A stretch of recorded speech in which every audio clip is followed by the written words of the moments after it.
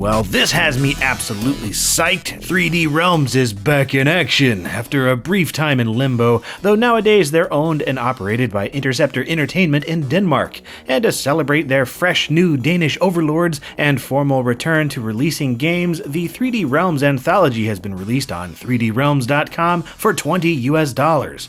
Or rather, it's at that price as I'm recording this right now, set to go up to $40 soon. At this point in time, it gets you 32 games, a remixed soundtrack album, and some nice extras in a bundle that's absolutely packed to the brim with nostalgia. Sadly, it's digital only and not in a box like the website kind of teases, but it's still a no-brainer. Seriously, if you grew up playing shareware games in the 90s, you cannot go wrong buying this pack. Unless you were like a total Epic Mega Games fanboy, I guess, and in that case, good luck buying their old games anymore. Oh, and unless you're on Linux or Mac OS. But those versions are said to be coming in the near future. But as I was saying, the 3DR anthology comes with 32 games, and it's got all the big Apogee classics most people remember, and then some.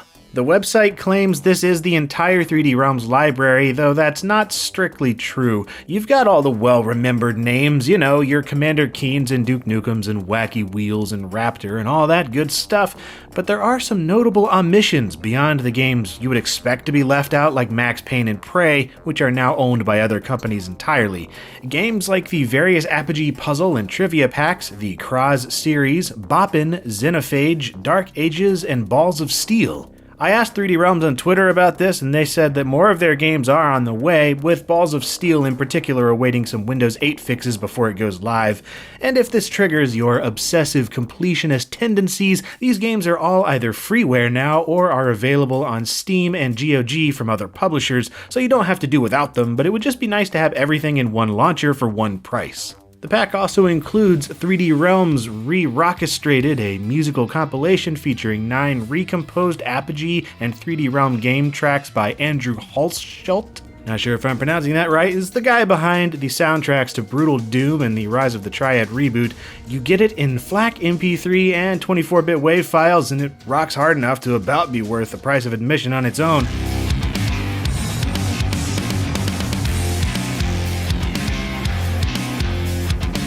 Once you download and install the pack itself, you get a little front end for loading each of the included games with no setup required. And while I do like diving into DOS and typing in commands to load each of these, it's nice to not have to when you just want a quick fix.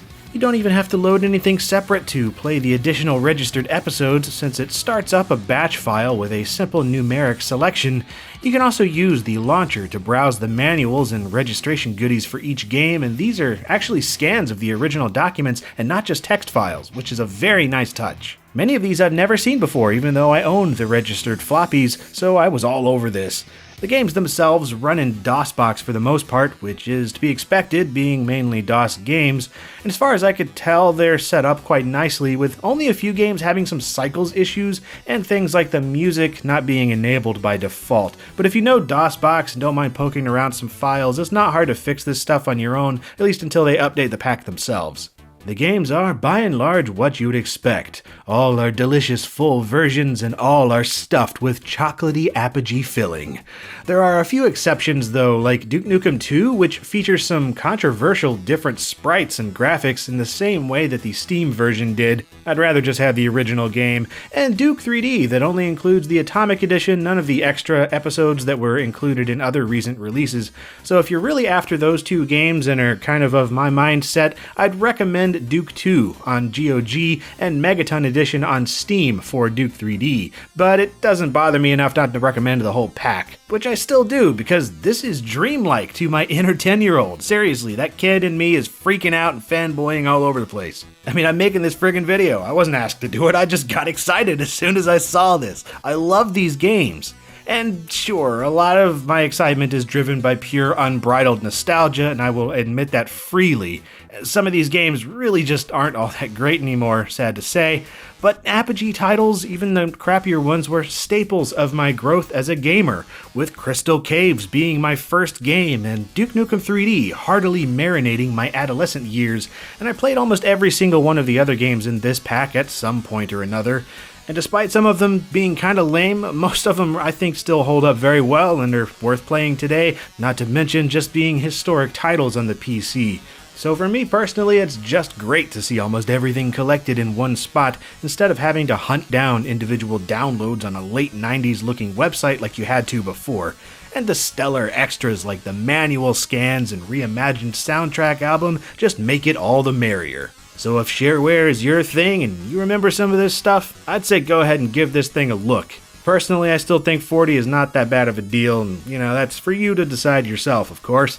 And if you enjoyed this quick ramble on some Apogee goodness, then you're definitely on the right channel. I've got some more Apogee games that I will be covering in the pretty near-ish future, and I've covered a whole lot before. Paganitsu, Pharaoh's Tomb, Arctic Adventure, Halloween Harry, Monster Bash, and I'm sure some others too. So yeah, check out my back catalog of videos for that, and you can also subscribe if you want to see the others that are coming in the future. And you can always follow and interact on Twitter and Facebook to get even more LGR updates and talk with other people that are interested in similar stuff.